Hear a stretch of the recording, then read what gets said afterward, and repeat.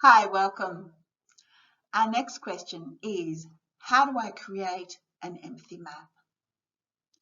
If you recall, an empathy map is one of the tools that we use in design thinking.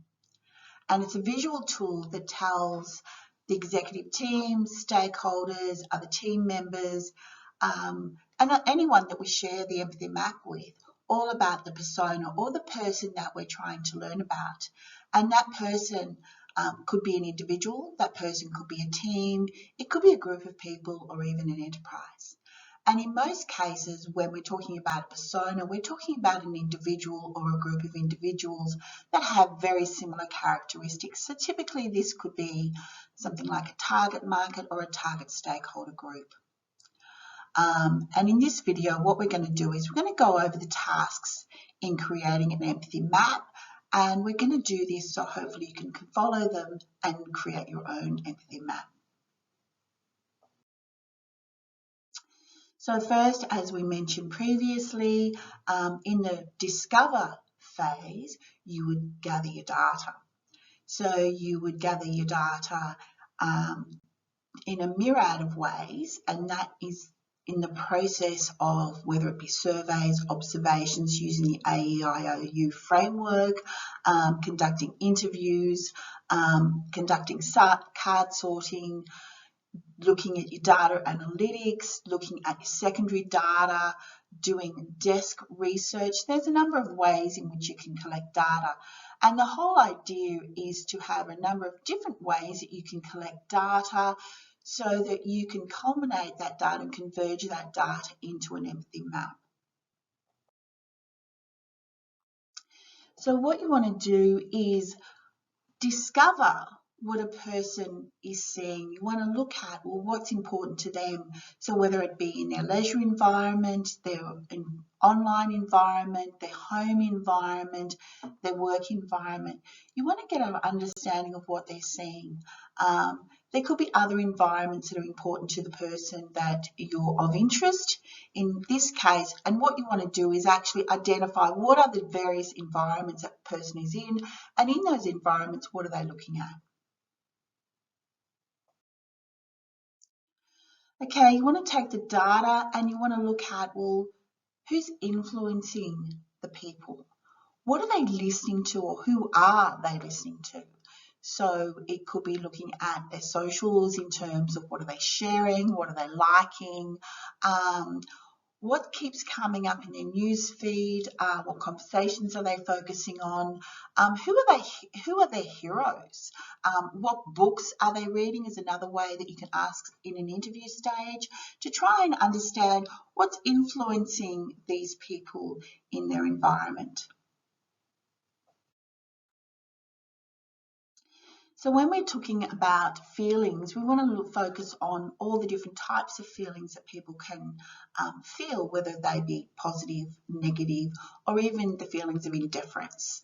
And so you want to look at their interviews, go through their tapes, look at their body language and were they any feelings they're expressing. Also look at their socials, look at anything that you can through that they have in their public domain, in their digital format, anything they've written, say, on Google or Yelp or something similar. Did they demonstrate frustration, excitement, love, confusion? Because typically if people are going to be in a public forum, they tend to be at either side of the spectrum, either on the negative side or on the positive side. And you really want to get a feeling of what's going on for them through a variety of different sources. So you also want to look at what a person is thinking and saying, and obviously you can't get inside their head to uncover what they're thinking, but you can actually get an idea from what they're saying. And that could be comments they're making on other people's feeds, in their socials, what they're liking, any comments they're making in the comments. It's also about what they're sharing. It's looking at what they're saying. If you have physical access to that person. It's observing them, whether it be in the corridors by the water cooler. How are they expressing themselves with their colleagues? Are they considerate of them? What's going on for them? What are they saying? And it's also what they said in the interview stage. So the interview stage is really important about that was their platform to explain their perspective of what's going on, and it's really about listening to them and hearing what is being said.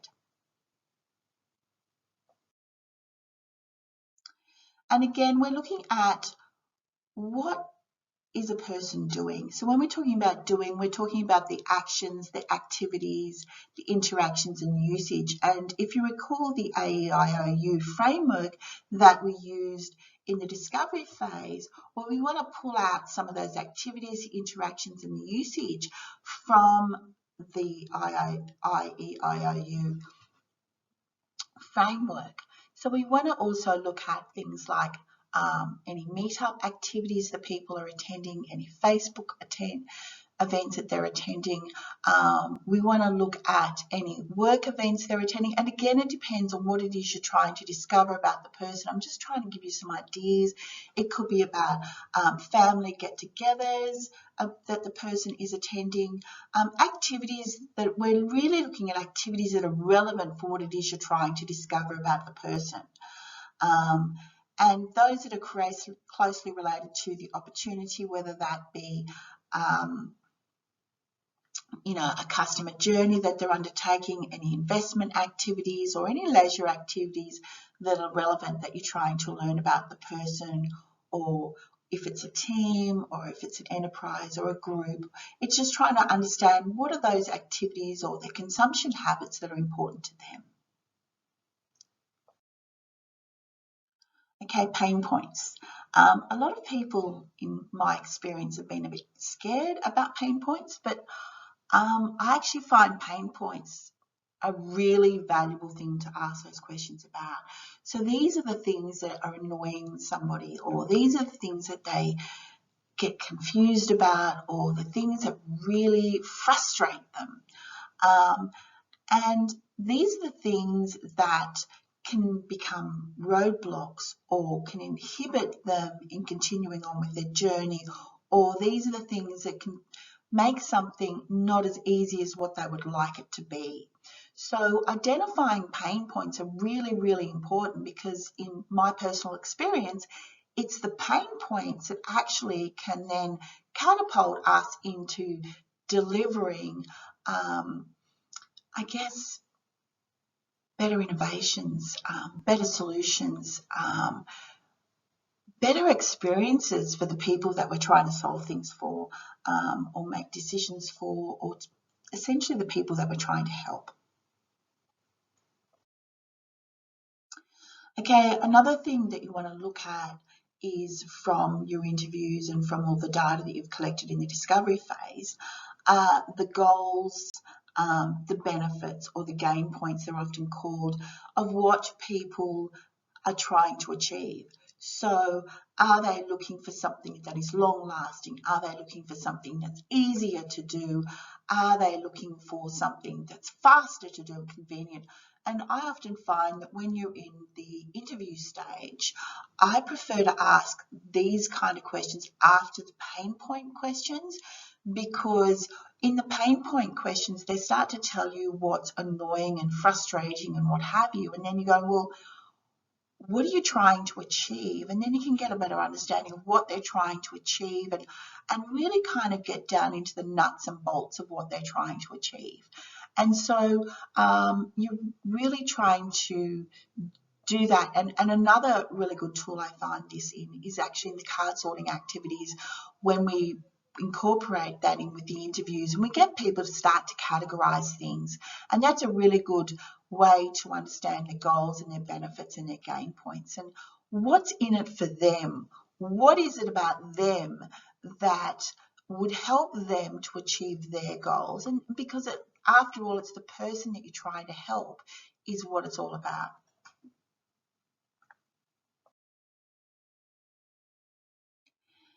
Now that we've got all of that information that we've gleaned from our discover phase, what we want to do is to start to categorize that information and start to organize that information. And one of the quick and easiest ways that most people do this is by popping it into little sticky notes. And you can do that whether you're doing that on a digital format like Mural, or whether you're doing it physically. Often I'll do it on a huge big table, and I'll have pieces of paper and all over the place, and we try to start to organize the data into a map that starts to tell us a story about what's really going on. And so we'll start to put the information into the says, the thinking, the feeling, and the doing columns that we looked at previous empathy maps. So here's another empathy map template that we looked at previously. So in this one, this particular empathy map has a combination of some of those things that we've already mentioned, and in this case it also has a combination of the persona data as well as the empathy map data put together. And I'm finding this particular empathy map is gaining much more traction, so that we're lessening the information that we're presenting. However, there's still a lot of people that say, hey, look, let's do the persona and the empathy map as two separate documents, and either is fine, because it's all about presenting information to people, whether they be leaders, whether it be your team, whether it be other stakeholders, because you're trying to make decisions from this. You're trying to utilize this information to look at where do we go to next. And that's the whole purpose. It's what is our vision, where are we going next before we go to the next stage when we're trying to, whether we're problem solving, whether we're using this for strategy development, or whether we're doing an opportunity analysis or anything else where we're trying to make some complex, where we're involved in complex decision making, or we're a little unsure about what's going on, things could be uncertain. It's anything like that, we find that the tool is really useful.